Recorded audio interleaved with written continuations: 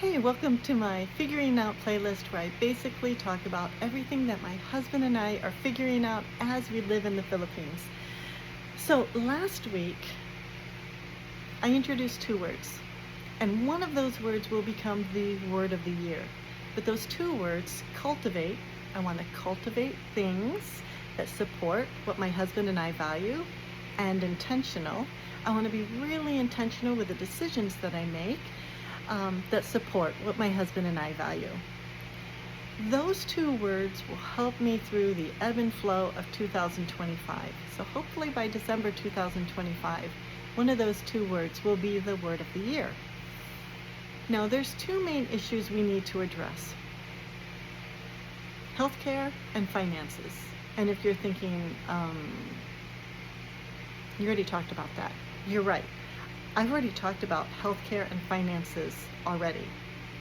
The issue is, for example, healthcare. I have healthcare through my pension. Teacher for 30 years, got a pension. Healthcare is through that pension. The problem is there's a bunch of paperwork. I have to make sure I have a United States address because that's, if I get refunded any money, that's where it goes. Can't get a direct deposit when it comes to getting a refund from my insurance company. So I'm going to do another video in regards to healthcare. Finances. My previous videos talked about finances, yes. A lot of the questions that I had took care, the focus was living in the Philippines, that's true, but a lot of the responses that we had, that we lived by, took care of 3 months, 6 months, maybe the first year. Our goal is to make sure it's a lifetime of living abroad. So this video is going to focus on where's our money. I feel as if I need to share the foundation of what we've done in regards to our money. Because how can I move forward with the next stage of our finances and what we're going to do with our finances if I don't really share the foundation of where we are and what's happening with our money, where's it going, and how are we using different financial institutions to pay certain things. And there are some things that I hadn't talked about, so I just thought, let's just do one video that will address all of it, and then that way I'll use that as a springboard to talk about how we're going to move forward in a future video in regards to our finances. What did we end up doing? So to start off with, I'm not a financial planner. I'm not a financial advisor. I'm barely an expert in my own life.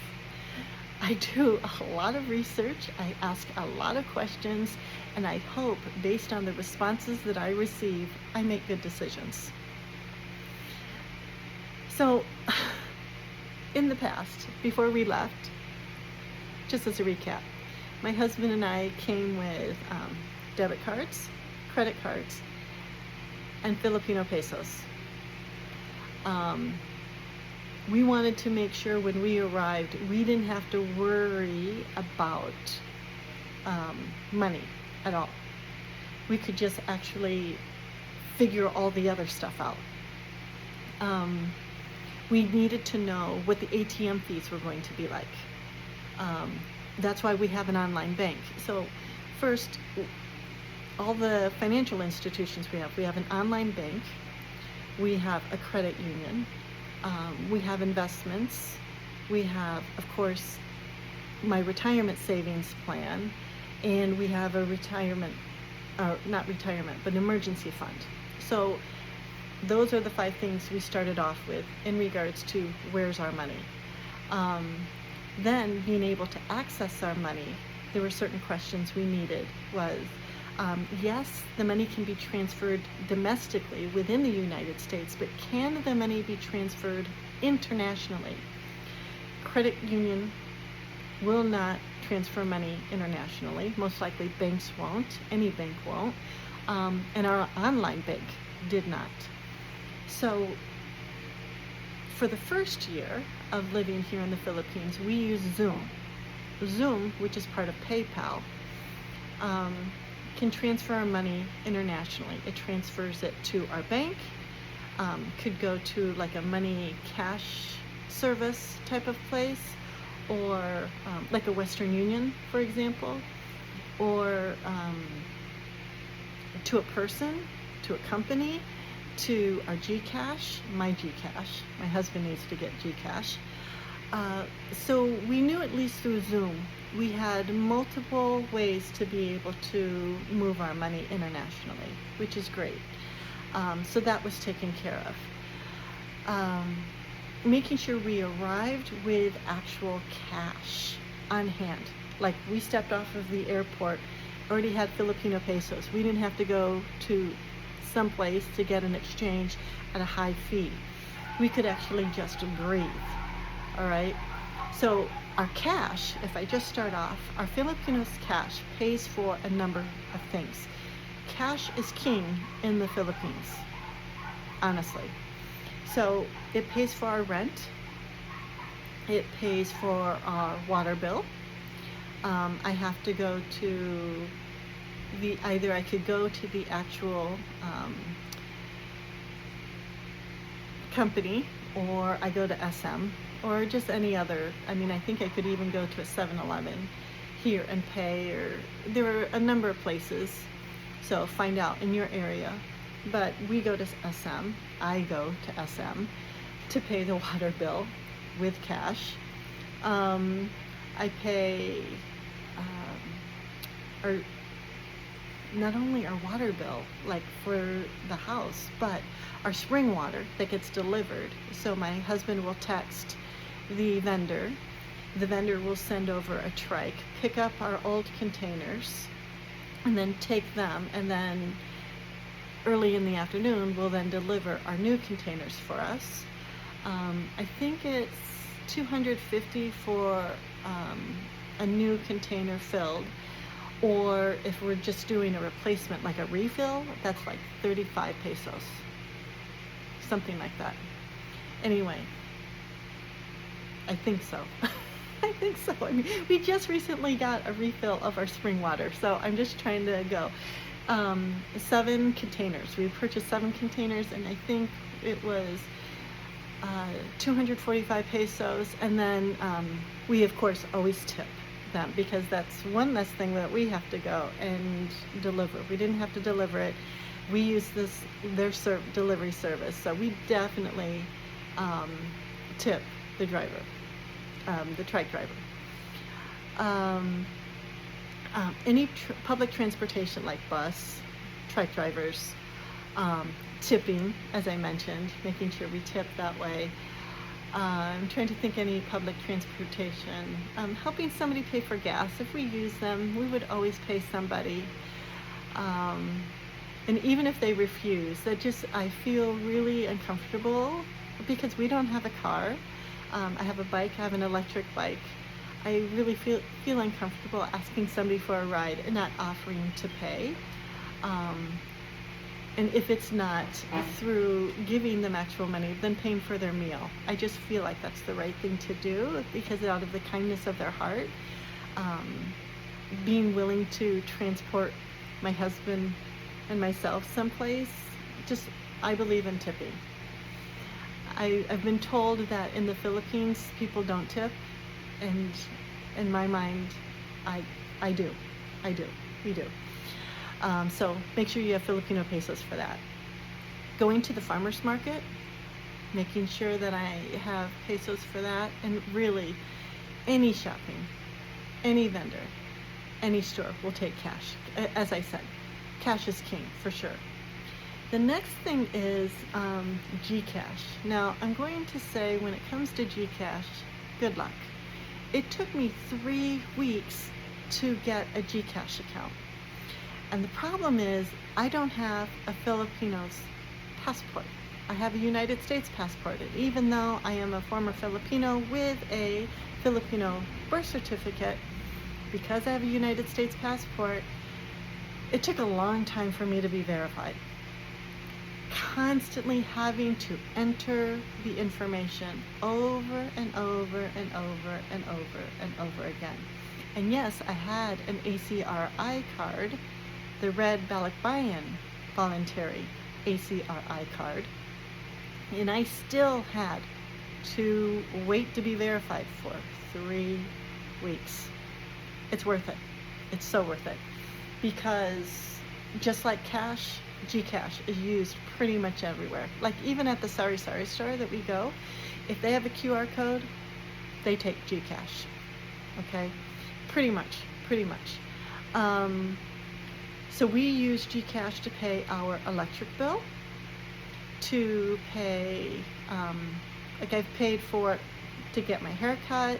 So any type of shopping vendor, if they have a QR code, you can do it. I used it for the DHL service. My husband's smart bill.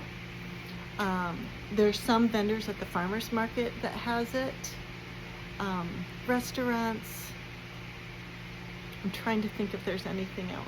I think that's about it.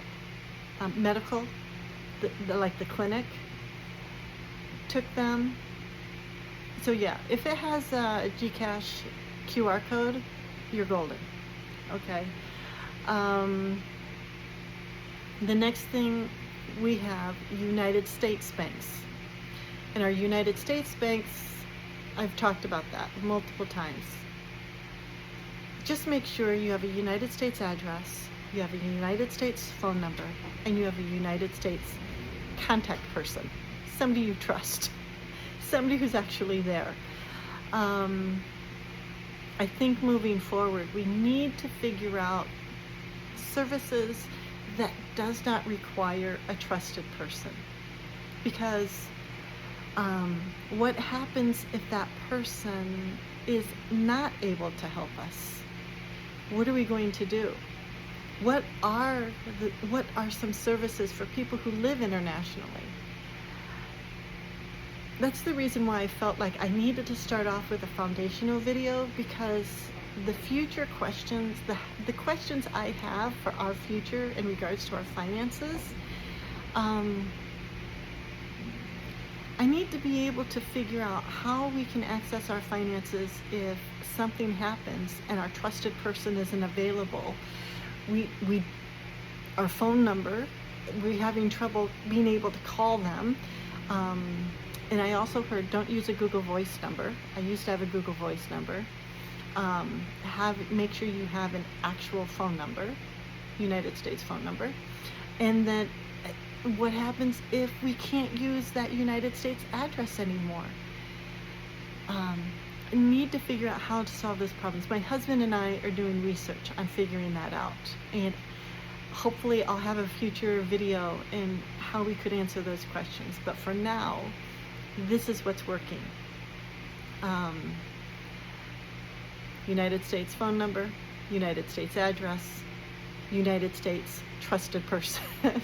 Because it's working for us, but it creates some anxiety if those things aren't available. If there's a problem, what are we going to do? Anyway,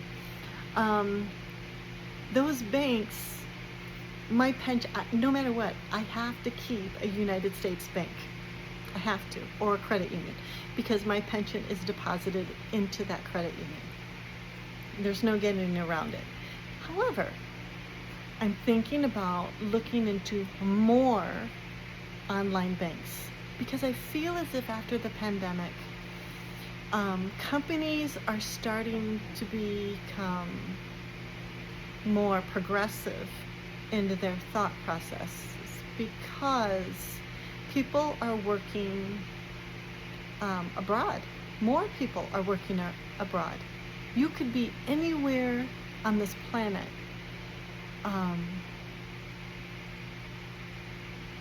And to have that flexibility of being able to access your money, you're opening yourself up to more clients, especially those who are living abroad. So I'm crossing my fingers that we find more online banks. We love our online bank, but I need to know if maybe a portion, we're going to sample if a portion of my pension can go into that online bank, if they will accept it, if my if the state of Michigan will accept that as one of the financial resources. I don't know. I'm not going to take care of that until we're actually in the United States, so it's like taken care of. I'm nervous about doing that while being in the Philippines. So I think that might be a future video that I'll talk about. Anyway, the value of having a bank in your home country, super important, okay? The next thing is getting a Filipino bank. So banking in the Philippines, there's a lot of things that I'm learning, and some of it is like through videos that I watch, people I talk to, but nothing really in writing. It's like hearsay right now. So yes, I have a Filipino bank, or I can bank in the Philippines, but, and I'm looking at my notes. And again, not a financial advisor, not a financial planner, barely an expert in my own life. And I've listed all of the things that you need to get a bank account in the Philippines. I can just put a big X over all of that, to be honest with you, and just say, who do you know? Who's your trusted person? Because I had an ACRI card. I was told by multiple people, watching multiple videos, if you have an ACRI card, you have no problem getting a Philippine bank account. Not true. Turned down multiple times.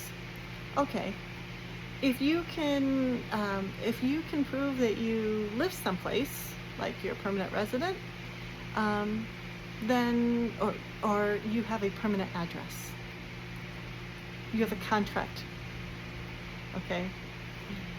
Because when I was a permanent resident, I already had the bank account. That you have an address, permanent address, where you're staying, a contract, you can get a bank account. None of that's true. I mean, it wasn't true for us. If you're lucky and it works, then you met somebody who did it. That's awesome. Everybody is different. What I've discovered is that every person gets handled differently. Every scenario is different. In my mind, the bottom line is, who do you know? Who's going to vouch for you? Who has an account at the bank that you want to go to that can say, yes, accept this person, I will vouch for this person, and they will be somebody who will follow through and do this and whatever, blah, blah, blah, blah, blah, blah, blah, whatever. Who's your person? I feel as if that was the biggest reason why we got a bank account where we did. Because our landlord, even though they didn't know us, but after a month of knowing us, was willing to vouch for us, found somebody who works for the bank who was then willing to vouch for us, so that we could then open a bank account even though we were not permanent residents, even though we didn't have the barangay certificate at the time. I can't remember if we did or not. I have to go back to my own videos to remember. I didn't write it in my notes. Did I write it in my notes? Yes, they accepted us without a barangay certificate. So we had somebody who vouched for us. And eventually we did get the barangay certificate. Eventually we proved we were permanent residents. We had our contract that we could prove that we are staying here. We're going to be residents in the Philippines. We want to be here. We're not going to be just here for 3 months, 6 months. We plan on staying. That truly made the biggest difference. Now, with my Philippine bank account, I pay our PLDT, which is our internet service, my smart bill, my phone bill, and honestly, it can pay for anything else. It can transfer money. You get a bank card. It can do everything just like a United States bank. It's no different. But that, oh my gosh, I think it's like, why am I every time I start thinking about the Philippine bank account, I like that. I start to glisten because it creates a little bit of anxiety for me. And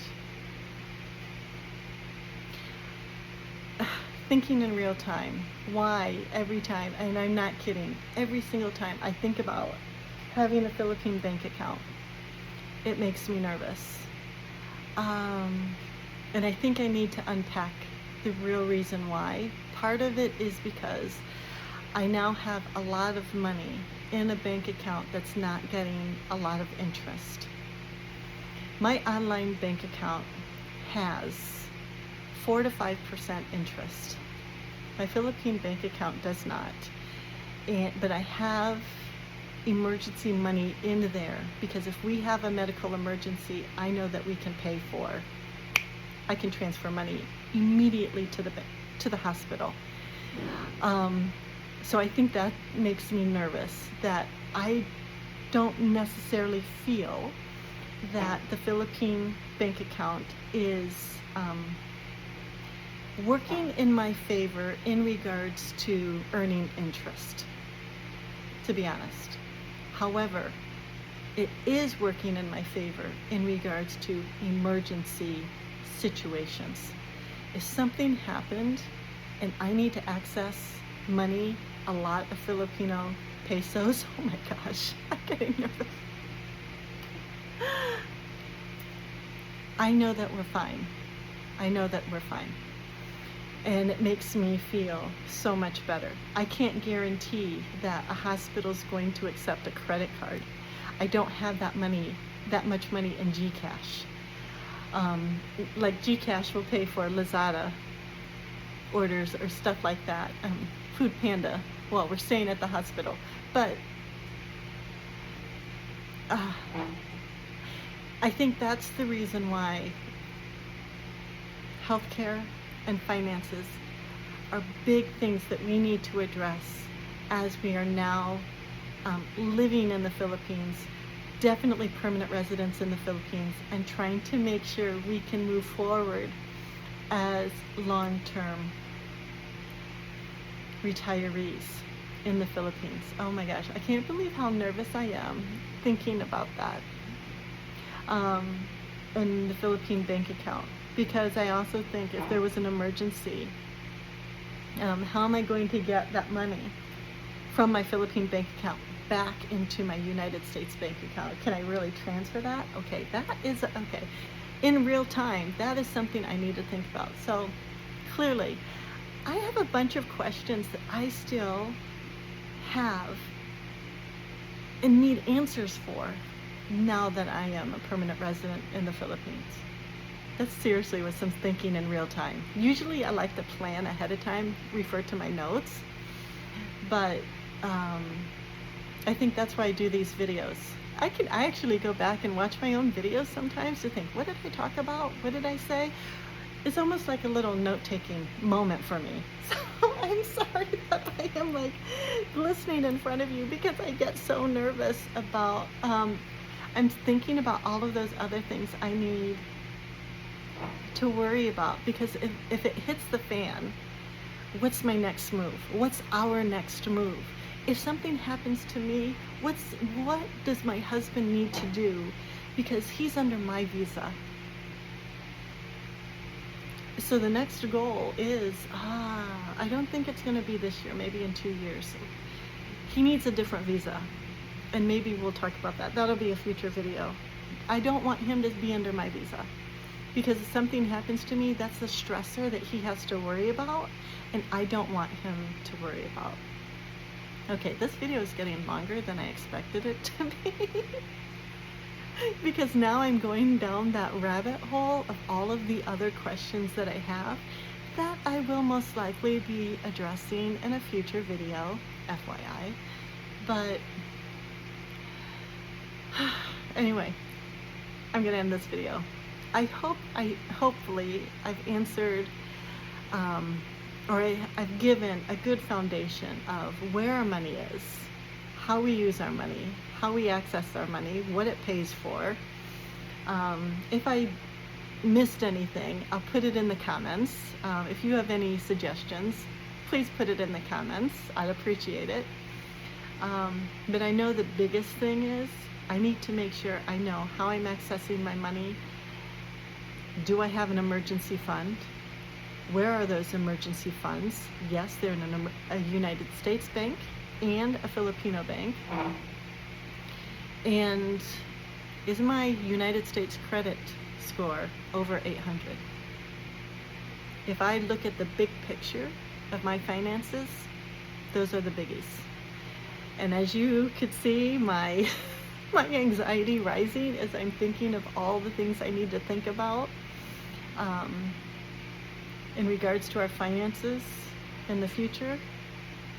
Now you know what it's like in my brain when I'm going down a rabbit hole. Anyway, apparently I need to go update some notes and start preparing what my next steps should be, and the next conversation I need to have with my husband. So anyway, thanks for stopping by, listening. I really do appreciate you being here, and I will catch you later. Bye.